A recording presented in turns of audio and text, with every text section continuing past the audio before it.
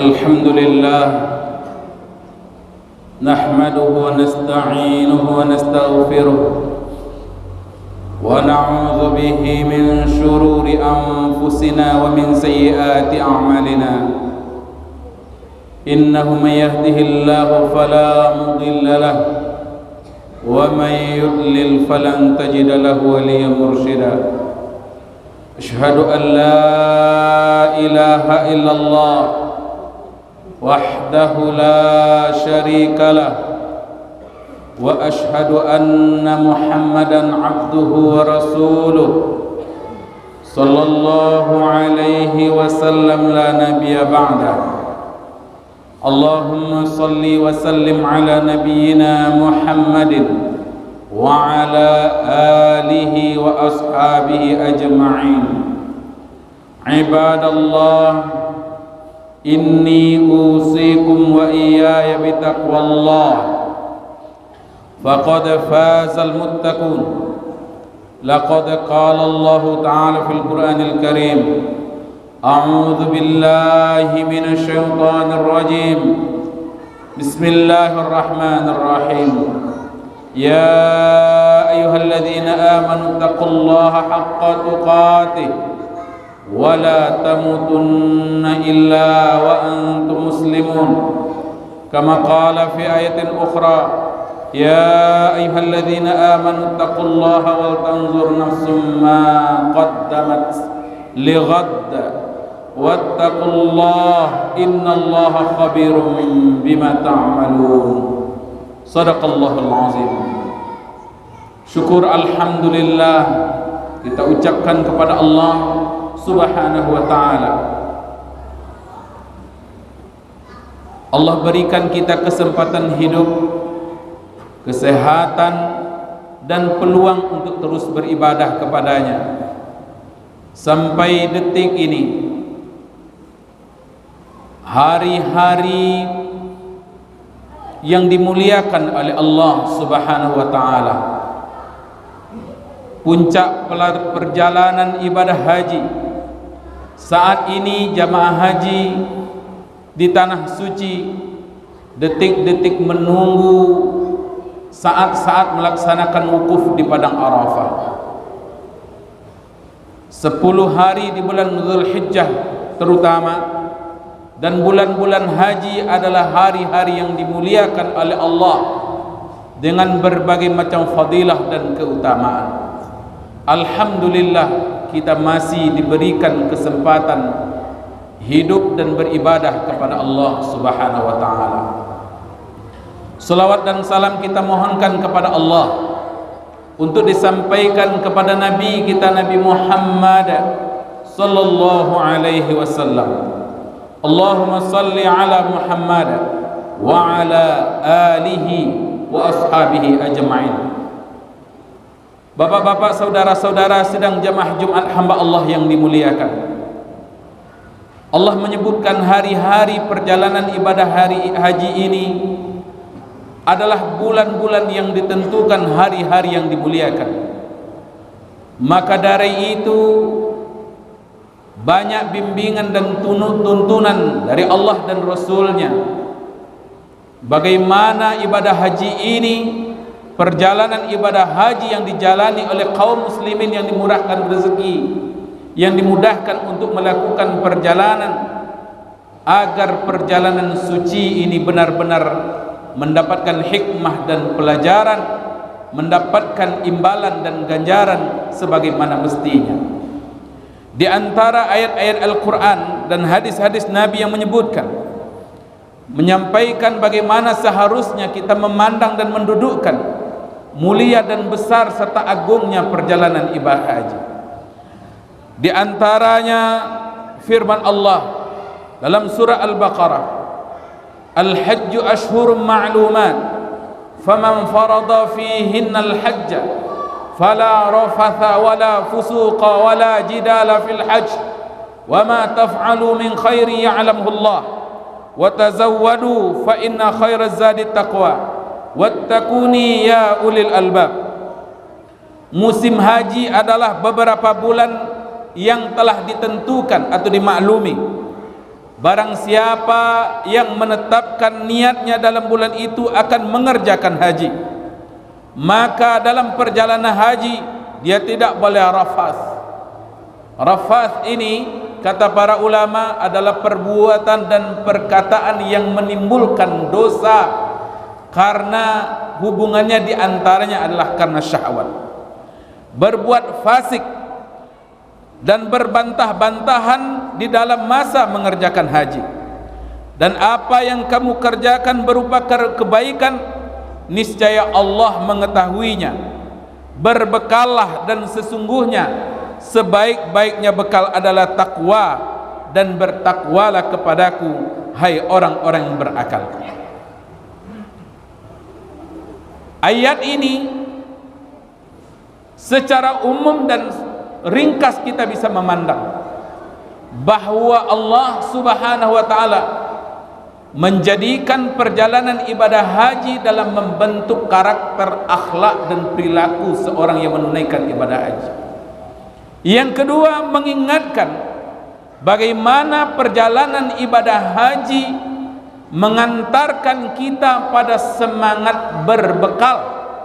Karena untuk perjalanan ibadah haji saja diperintahkan untuk berbekal. Semangat yang lebih tinggi daripada itu adalah bagaimana jika perjalanan yang lebih panjang dari perjalanan ibadah haji. Karena perjalanan ibadah haji adalah miniatur perjalanan kehidupan kita menuju Allah Subhanahu wa taala. Wa tazawwadu fa inna khairaz zadit taqwa. Walaupun para ulama menyebutkan ayat ini turun termasuk di antara asbabun nuzulnya, katanya adalah perjalanan jamaah haji dari Yaman yang datang tanpa membawa bekal. Tetapi kandungan dan makna ayat ini mengingatkan setiap perjalanan, apalagi perjalanan kebaikan, perjalanan menunaikan ibadah haji, perjalanan menempuh kehidupan ini menuju akhirat, hari di mana hanya perhitungan, tak ada lagi kesempatan amal. Sudah semestinya kita berbekal dengan bekal yang sebanyak-banyaknya. Sebaik-baik bekal adalah ketakwaan kepada Allah. Kata takwa mencakup dan merangkum seluruh perbuatan dan sikap baik kita dalam kehidupan ini, termasuk perbuatan wajib, perbuatan sunnah, akhlak, dan amal-amal apa saja yang kita kerjakan selama karena Allah Ta'ala. Itulah takwa kepada Allah Subhanahu wa Ta'ala. Seorang yang melakukan perjalanan ibadah haji, sebagaimana juga terdapat di dalam surah Al-Hajj, wa adzim fin nasi bil hajji ya'tuka rijalan wa ala kulli dhamiri ya'tina min kulli fajjin 'amiq. Dan kumandangkanlah, serulah kepada manusia untuk mengerjakan haji. Perintah ini turun kepada Nabi Ibrahim. Niscaya mereka akan datang kepadamu, artinya ke tanah suci, menunaikan ibadah haji dengan berjalan kaki atau mengendarai unta yang kurus. Unta karena perjalanan yang jauh digambarkan menjadi unta yang kurus demi sebuah perjuangan sampai ke tanah suci yang datang dari segenap penjuru yang jauh. Ayat lain, liyashhadu manafi'a lahum wa yadhkuru ismallahi fi ayyamin ma'lumat ala ma razaqahum min bahimatil an'am fakulu minha wa at'imul ba'isal faqir. Surah Al-Hajj ayat 28. Supaya mereka para jamaah haji menyaksikan berbagai manfaat. Para ulama menyebutkan berbagai manfaat di sini, manfaat dunia dan akhirat bagi mereka, dan supaya mereka menyebut nama Allah pada hari yang telah ditentukan atas rezeki yang Allah telah berikan kepada mereka berupa binatang ternak. Maka makanlah sebahagian daripadanya, dan sebahagian lagi berikanlah untuk dimakan orang-orang yang sengsara dan fakir. Dari 3 rangkaian ayat ini saja kita bisa merasakan bahwa perjalanan ibadah haji syarat dengan hikmah, pelajaran manfaat dunia dan akhirat. Di antaranya adalah perjalanan ibadah haji mengingatkan pada perjalanan kematian. Perjalanan haji mengingatkan kepada kita, terutama wukuf di padang Arafah, akan nanti dikumpulkannya umat manusia di padang mahsyar. Perjalanan ibadah haji mengajarkan kepada kita melihat betapa banyaknya kaum muslimin bisa disatukan dengan kalimat labbaik Allahumma labbaik. Walaupun mereka datang dari berbagai penjuru dunia, dengan berbagai macam bahasa, dengan berlatar belakang suku dan bangsa yang berbeda-beda, cukup dengan panggilan, ucapan, syiar Allahu Akbar, labbaik Allahumma labbaik, semuanya bersatu di tempat yang sama, dalam keadaan yang sama, menyeru Tuhan yang sama, tanpa tampak perbedaan latar belakang di antara mereka. Yang pertama yang perlu kita lihat, kalau hari ini jamaah haji mendaftar, tahu tanggal akan berangkat, kapan kuota akan didapatkan, tahun berapa mereka akan berangkat, dilatih untuk bermanasik, bimbingan ibadah haji dihantarkan oleh seorang pembimbing, tahu kapan apa yang akan dibawanya. Bahkan dalam perjalanan ibadah haji banyak yang membantu dan membimbing, difasilitasi dengan berbagai macam fasilitas. Renungannya adalah bagaimana dengan perjalanan nanti ketika dipanggil oleh Allah. Hari ini panggilan datang adalah untuk berhaji ke tanah suci. Akan tiba masanya panggilan itu datang untuk kembali kepada Allah Subhanahu wa ta'ala, yang tak tahu kapan tanggalnya, kapan tahunnya, yang belum tentu kita siap dengan bekal, yang belum tentu akan ada yang membimbing, dan sudah pasti tak akan ada yang bisa menolong kita ketika hari itu telah datang. Hari ini sampailah jamaah haji disebut dengan batas miqat, di mana batas antara tanah suci, seseorang akan memasuki tanah suci Makkah Al-Mukarramah. Di situ ditetapkan oleh Rasulullah batas-batas sekeliling kota Mekah untuk menanggalkan pakaiannya sehari-hari, menggantinya dengan pakaian putih-putih, pakaian ihram yang tidak berjahit bagi laki-laki, yang tidak dipola, tidak bermerek, tidak berlambang, tidak ada atribut apapun, atribut duniawi yang dipakai. Mengingatkan kepada kita, pakaian yang dipakai untuk menjalani ibadah haji dan umrah, mengingatkan setidaknya bahwa tak jauh beda dengan pakaian yang akan dilekatkan kepada kita ketika panggilan kematian telah datang. Siapkah kita?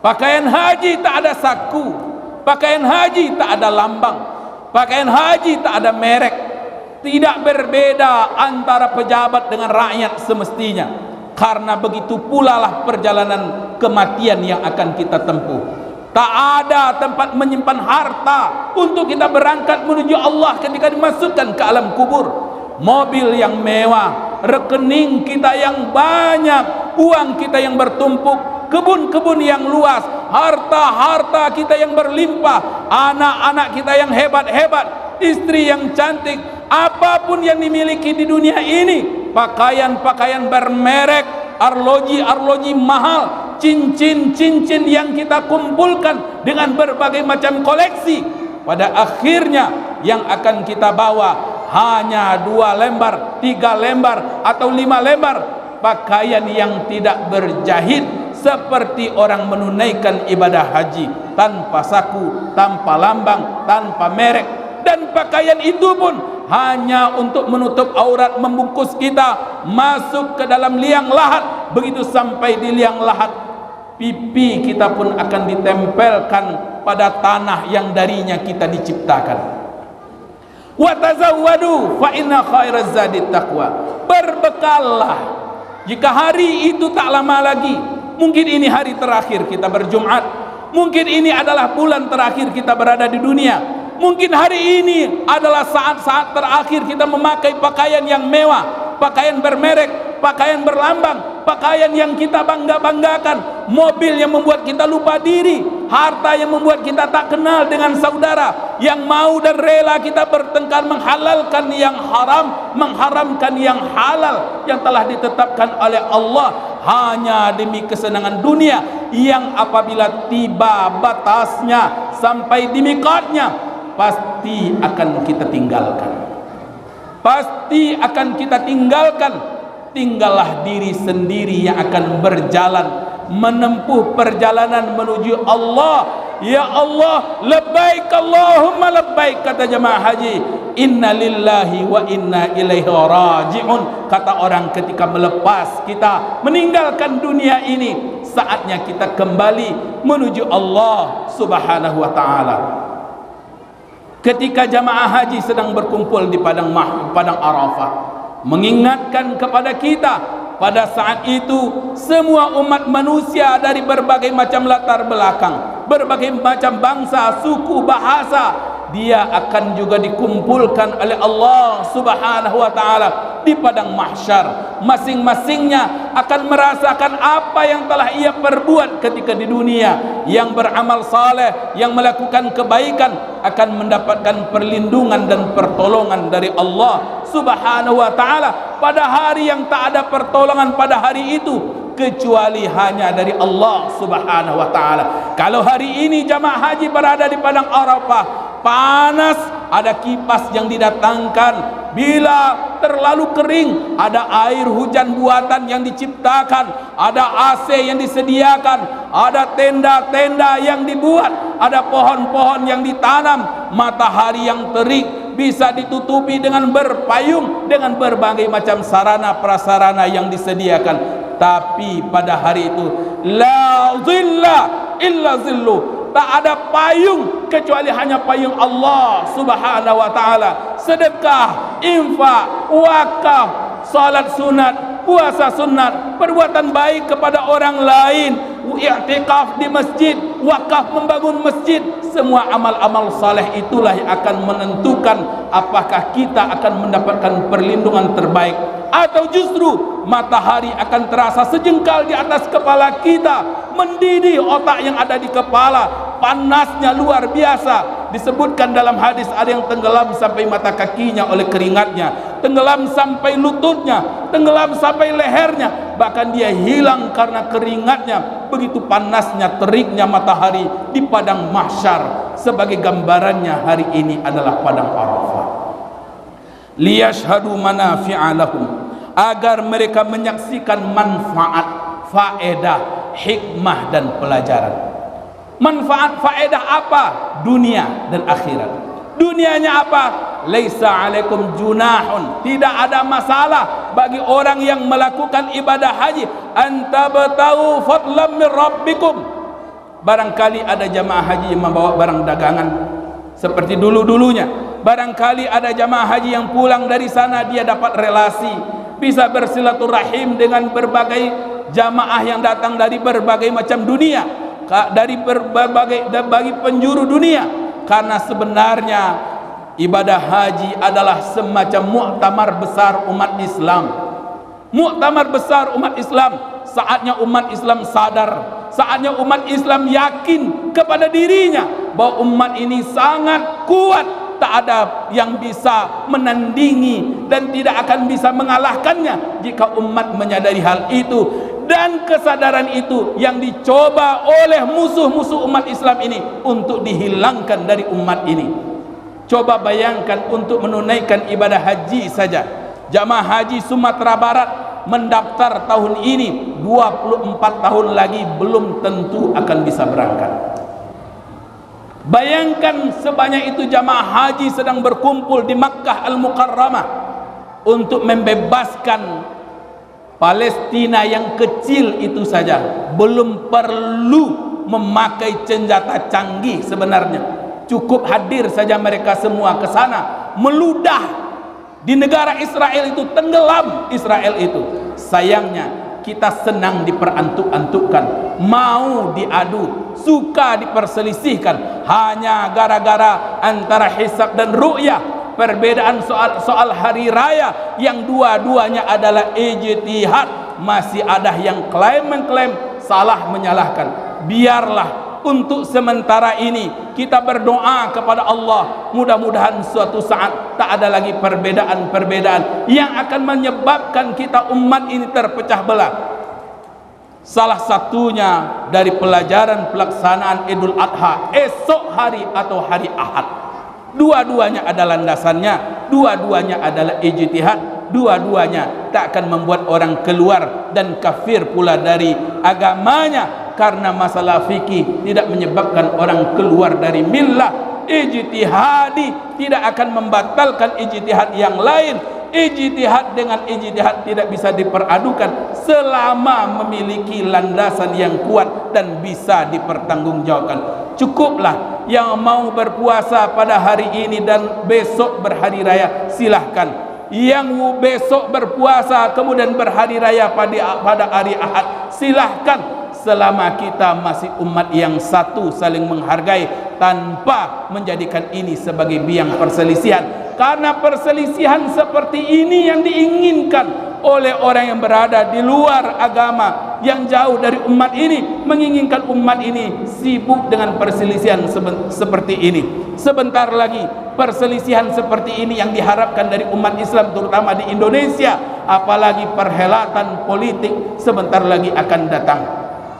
Semuanya akan saling tuding menuding, saling salah menyalahkan. Padahal Allah telah memberi isyarat, umat ini walaupun berlatar belakang yang berbeda, suku yang berbeda, bangsa yang berbeda, mereka sebenarnya adalah umat yang satu. Mestinya mereka kuat, mestinya mereka bersatu. Haji sudah mengisyaratkan itu.